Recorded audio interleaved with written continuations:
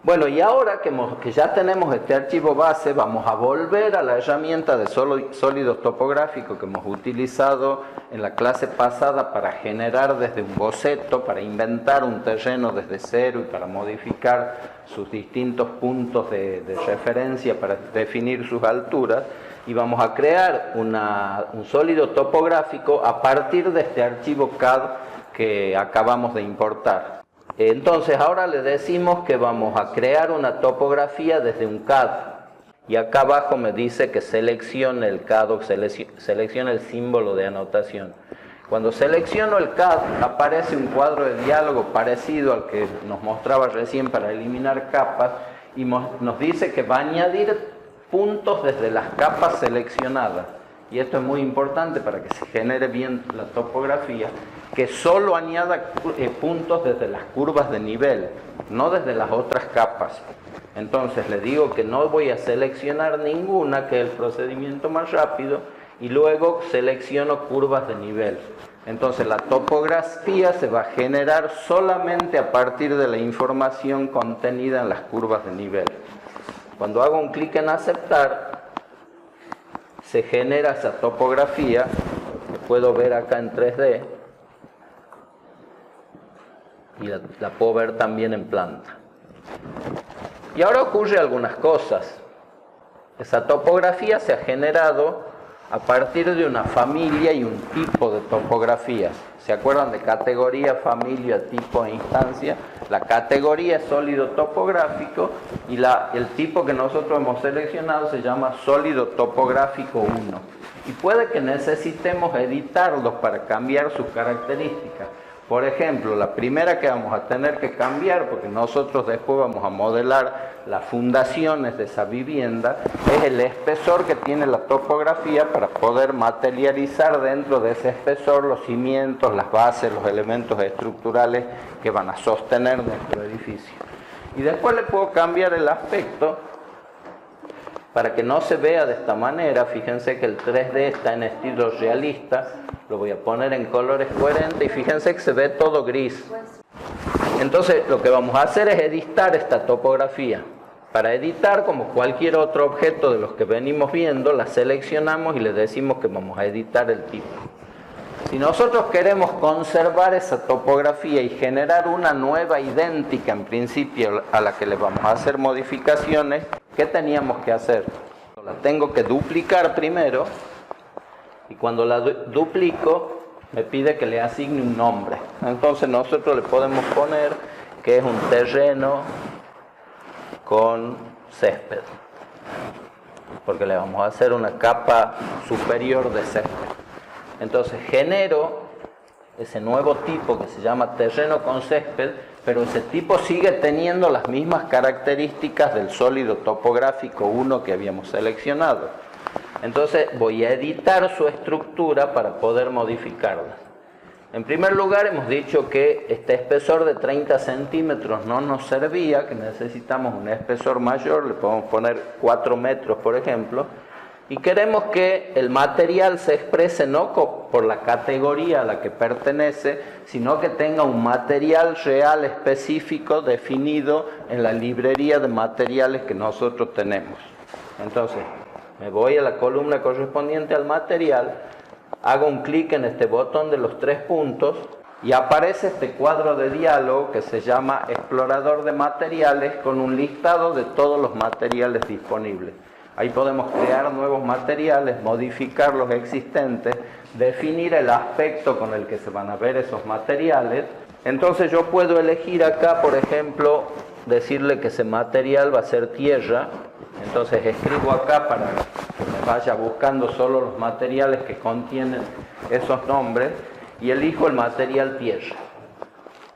Y fíjense, no vamos a profundizar en esto, pero fíjense que al lado hay una serie de pestañas y esta que dice gráficos es la que nos permite definir para el material tierra qué aspecto va a tener esa tierra cuando la veamos en vista o en proyección, le dice Revit, y cuando la veamos en corte. Entonces fíjense que esta tierra que nosotros hemos seleccionado, cuando está cortada, acá dice patrón de corte, se va a ver con una serie de líneas a 45 grados y con un color de fondo. Si yo quisiera asignarle, le asignemos, no tiene asignado ninguno, le digo que voy a asignar un patrón uniforme y después selecciono de qué color. Por ejemplo, quiero un marrón que esté por acá. Hago un clic en aplicar y ya he asignado un material a esa capa, le he dado un espesor correspondiente a esa capa y a su vez había modificado el grafismo con que se tiene que expresar ese material. Y hemos dicho que ahora queremos que este terreno tenga una capa superficial finita, pongamos de 5 centímetros de césped.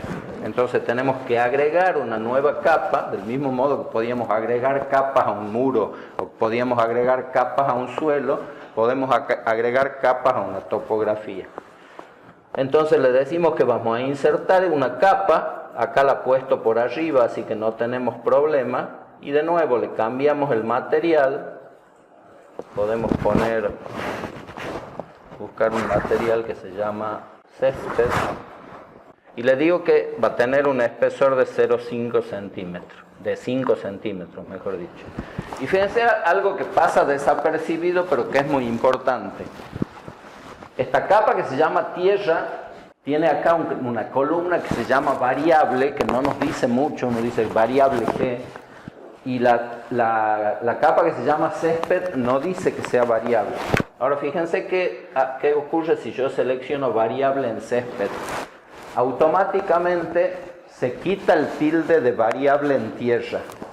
¿Esto para qué es? Cuando tengo objetos como la topografía o un suelo formado por varias capas, una sola puede ser variable. Eso significa que si el terreno tiene 4 metros de profundidad y desniveles, la capa que se va a ir adecuando a los desniveles es la tierra. Y la que no tiene la opción variable seteada va a tener un espesor uniforme. Entonces yo la voy a dejar en tierra, que es lo que varía, y la capa superficial va a ser un césped que se va a ir adaptando al terreno. Entonces hago un clic en aceptar y mi topografía ahora pertenece al tipo terreno con césped. Acá lo pueden ver en 3D, y si esta vista de planta la pongo en colores coherentes, también la puedo ver con los valores que yo le he asignado. ¿Qué otro elemento tengo en esta planta? Este sector de la ciudad tiene una calle y tiene 2 veredas, ¿sí? Entonces nosotros la vamos a materializar. Para eso hay una herramienta que está disponible cuando nosotros seleccionamos el sólido topográfico, que se llama subdividir. Eso nos permite dividir un sólido topográfico con otro sólido topográfico al que le puedo definir distintas características. Por ejemplo, puedo definir un sólido topográfico que se llame caminería exterior y definir las características que va a tener ese sólido topográfico. Entonces lo hagamos. Le digo que voy a subdividir este terreno, este sólido topográfico, lo voy a hacer en planta, y no sé si alcanzan a ver o a distinguir que acá está dibujada la calle y dibujada las veredas de ese proyecto. Entonces, antes de subdividirlo, voy a elegir el tipo con el cual lo voy a subdividir, y no está el tipo caminería exterior. Entonces le digo que voy a editar el tipo, de nuevo que lo voy a duplicar, y ahora voy a crear otro tipo que se llama caminería exterior. Y ahora lo modifico. Y esta capa que es de tierra, le digo que ya no va a ser de tierra, sino que va a ser de hormigón moldeado in situ. Tiene que ser uniforme, como hace un contrapiso, supongamos, de una altura constante, que nosotros le vamos a asignar en la columna grosor, por ejemplo, de 10 centímetros, 0,10 metros. Entonces ya hemos creado el tipo que vamos a utilizar para generar esa calle y esas veredas, y acá está seleccionado en el panel de propiedades. Entonces ahora en planta le digo que voy a editar el boceto, que voy a subdividir, y con las herramientas de dibujo, por ejemplo rectángulo, le digo que acá, desde este punto hasta este punto, va la calle de esa topografía. Cuando termino, fíjense que aparece la calle, se la ve expresada de otro material. Fíjense si yo me acerco al 3D, que esta nueva topografía, esta caminería que yo he dibujado, se va adaptando perfectamente a la cara superficial de la topografía. Y se pone en principio, a menos que yo le indique lo contrario, no sé si alcanzan a ver ahí, en el mismo plano de la cara superficial de la topografía, o sea, queda a nivel. Si yo la quiero más arriba o más abajo, lo puedo modificar. Para modificarlo simplemente la selecciono y en el panel de propiedades le digo cuál es el desfase que va a tener esa subdivisión. Le voy a poner uno exagerado, por ejemplo, menos 50 centímetros, y cuando hago un clic en aplicar, el programa hace que baje 50 centímetros esa calle. En este caso yo la puedo dejar en 0 para que quede al ras con la topografía. Y ahora vamos a construir la vereda. Selecciono la topografía, le digo que la voy a subdividir con un sólido del tipo caminería exterior y con la herramienta rectángulo le digo que tengo una topografía ahí y le puedo modificar la altura, la voy a subir 10 nomás, y ahí hay un desnivel entre la vereda y la calle. Bueno, puedo repetir el procedimiento para la vereda del frente y de esa manera ya tengo definido el proyecto. Ahora fíjense cómo es este modelo terminado. Este modelo es un rectángulo perfecto y acá la planta no es un rectángulo perfecto. Entonces, ¿cómo se logra eso? Ustedes recordarán que cuando seleccionábamos la topografía podíamos editar el boceto cuando habíamos generado el boceto nosotros a mano. Ahora, aunque no hayamos generado el boceto, nosotros podemos editarlo de igual manera. Entonces selecciono la topografía, le digo que voy a editar el boceto y ahora trazo una línea, por ejemplo, desde este punto final que sea horizontal y desde este punto final que sea horizontal. Utilizo la herramienta recortar y extender a esquina y luego elimino todas las líneas que no corresponden.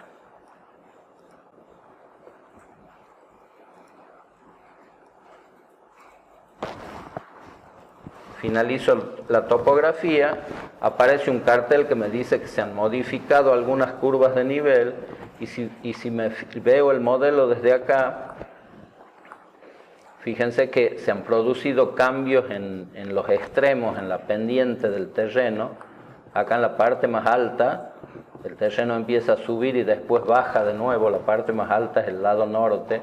Entonces yo puedo modificar los subelementos y fijarme a qué altura está este punto, que me dice que está a 0,90, entonces puedo, este lado final de la topografía, decirle que lo suba 1,10 metros, por ejemplo. Y fíjense acá en el 3D, cuando modifico esto a 1,10, cómo ha subido ese lado de la topografía. Entonces con eso corrijo si lo que yo quiero es tener una topografía, una base del modelo que no tenga la forma irregular que ha extraído del archivo de AutoCAD, sino que quiero que sea un rectángulo perfecto. Otra cosa que podemos dibujar a partir del archivo de AutoCAD son las líneas de propiedad. Las líneas de propiedad son los límites del terreno. Nosotros tenemos un terreno de determinadas medidas que se ha dividido por la mitad para generar dos dúplex en propiedad horizontal.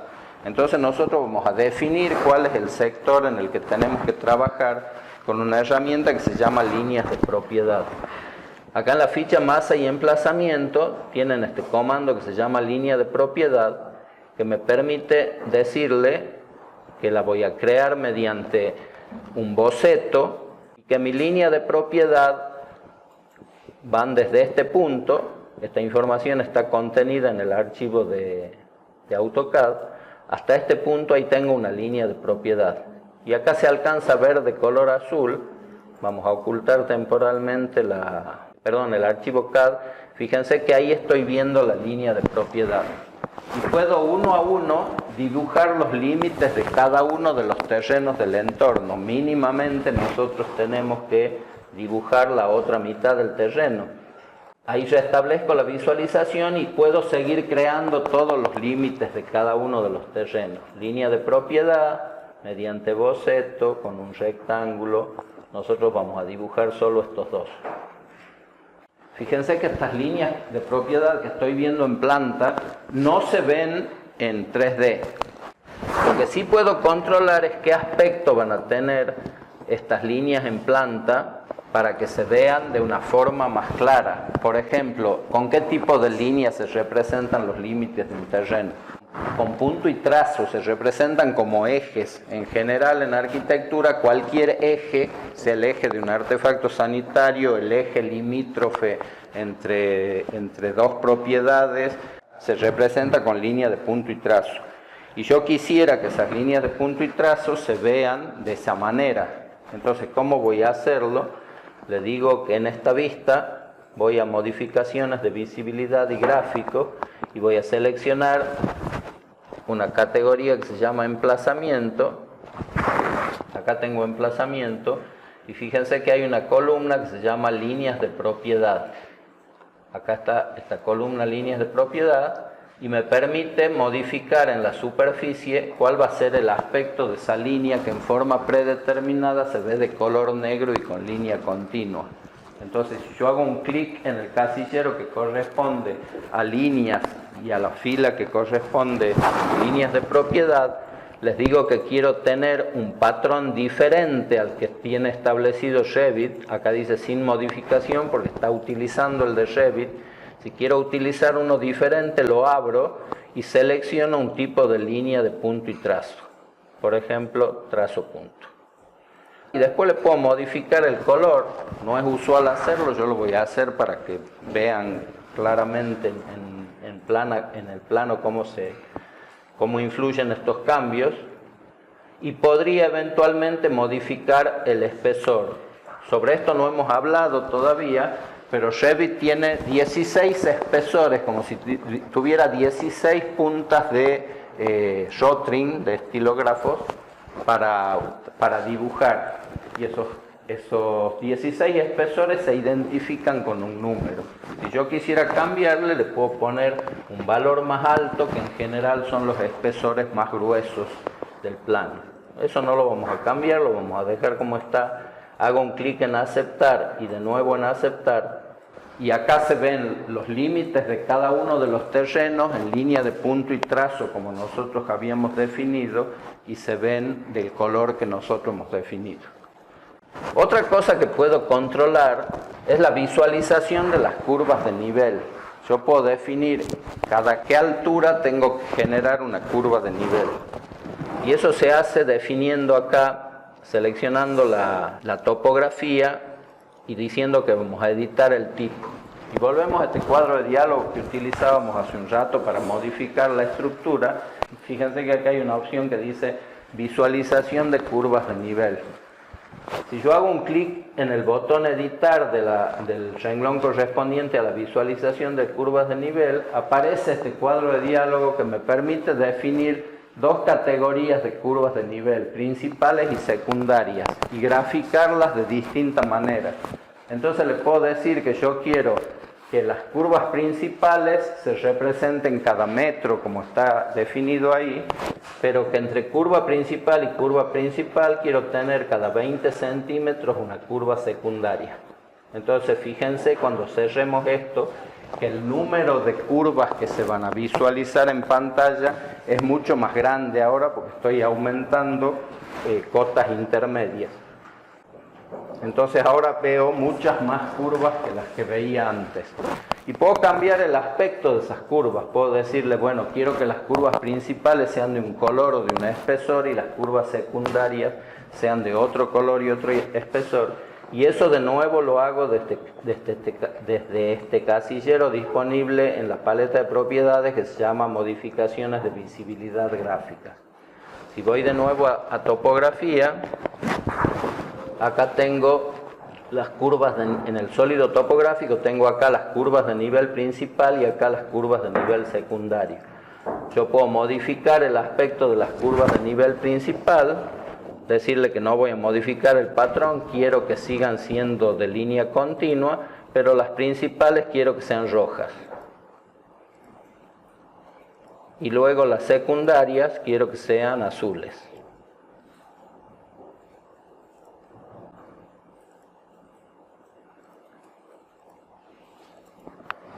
Y ahora tengo una curva roja que me indica que entre esta curva roja y esta curva roja hay 1 metro, y entre líneas rojas o entre líneas azules hay 20 centímetros, 40, 60, 80 y 1 metro.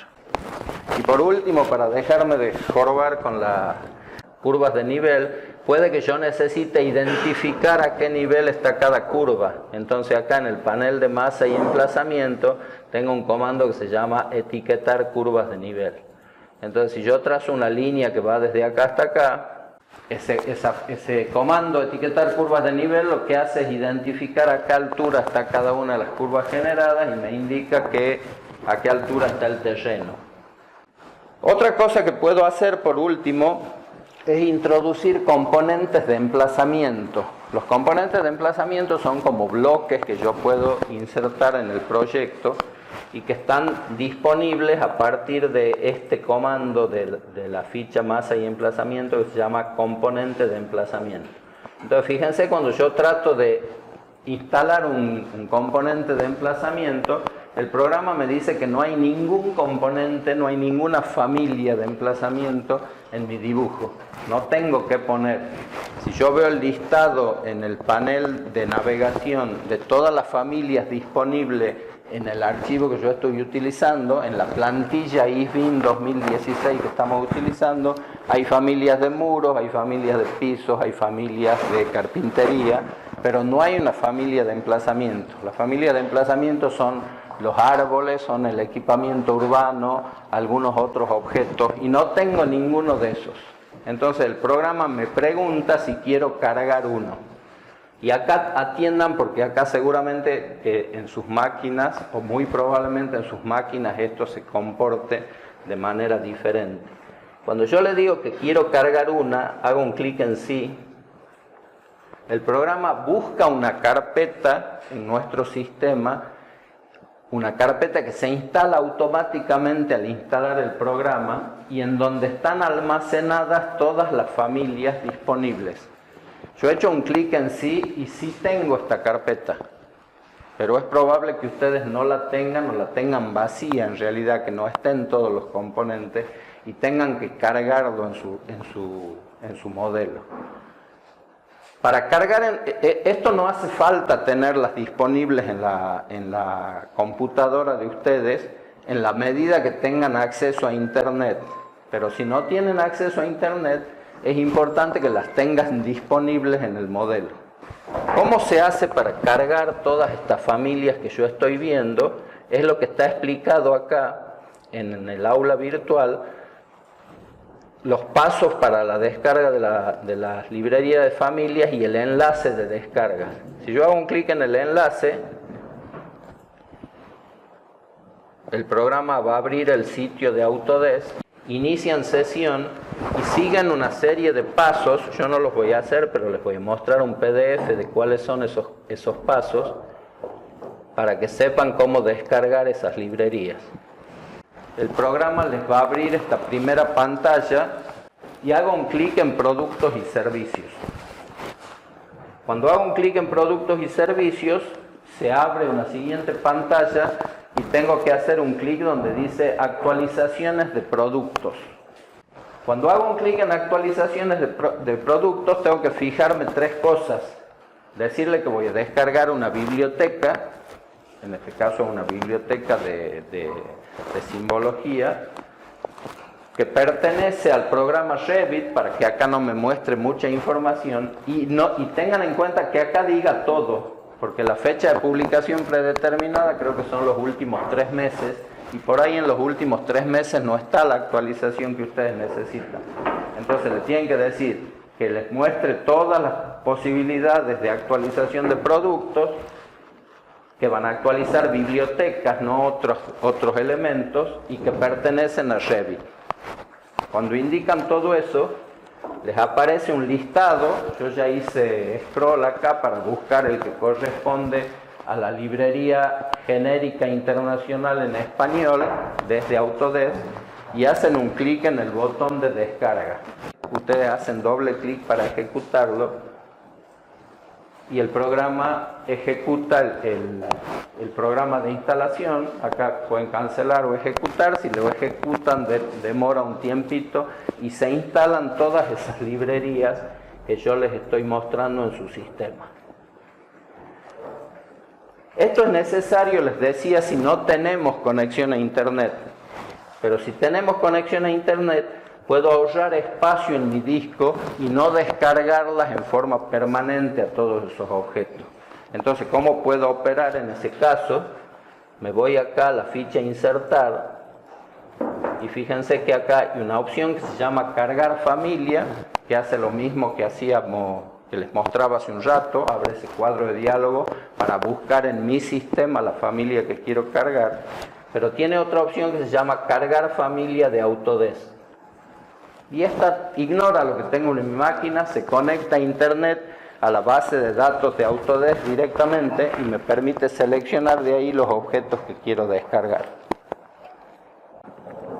Le puedo decir que quiero descargar elementos de emplazamiento y no tengo árboles, por ejemplo. Bueno, si bien es un componente de emplazamiento, para ver árboles tengo que buscar otra categoría que se llama vegetación, que está acá por orden alfabético al último, y me muestra los distintos tipos de árboles. Entonces supongamos que yo quiero poner este árbol, lo selecciono, lo digo que lo quiero cargar, descarga esa familia, que no es un solo árbol, es una familia. Entonces cuando le digo que voy a insertar un componente de emplazamiento, ahora no me muestra ningún mensaje, sino que directamente el panel de propiedades me muestra todos los componentes disponibles. Y fíjense que si bien yo he descargado solo un árbol, esa era una familia de árboles que contiene todos estos tipos de árboles.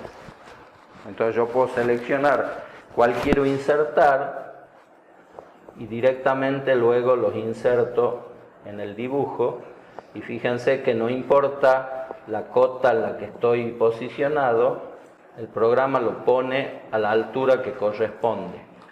Entonces de esa manera yo puedo insertar dentro de mi modelo todos los objetos que le den, todos los componentes de ambientación, digamos, que le dan escala, que me permiten conocer mejor el entorno sobre el cual estamos por trabajar. Fíjense que nosotros hemos dibujado todo el entorno, ¿sí? La idea es que más adelante materialicemos esquemáticamente, como hacíamos en técnicas digitales 1, las construcciones existentes en el entorno, ¿no es cierto? Pero eso lo vamos a hacer más adelante, si tenemos tiempo, no es lo importante. Pero nosotros hemos hecho una base de todo este sector cuando tenemos que trabajar en este rectángulo que está acá. Yo quiero concentrarme en ese rectángulo. Ya hemos visto una herramienta que me permitiría limpiar todo lo accesorio y concentrarme en ese rectángulo. Si yo visualizo la región de recorte con este botón que tengo acá, la vamos a agrandar un poquito para que se vea. Esta región de recorte me está indicando que si yo le digo a Revit que lo haga, me va a mostrar solo los objetos que están dentro de la región de recorte. O sea, con este botón que se llama mostrar región de recorte u ocultar región de recorte, lo que hago es visualizarla o dejar de visualizarla. Pero si quiero que efectivamente tenga efecto sobre el plano, tengo que utilizar el botón que está a la izquierda que se llama recortar vista. Si yo hago recortar vista, el programa solo me muestra, solo me permite concentrarme en el sector donde yo quiero trabajar.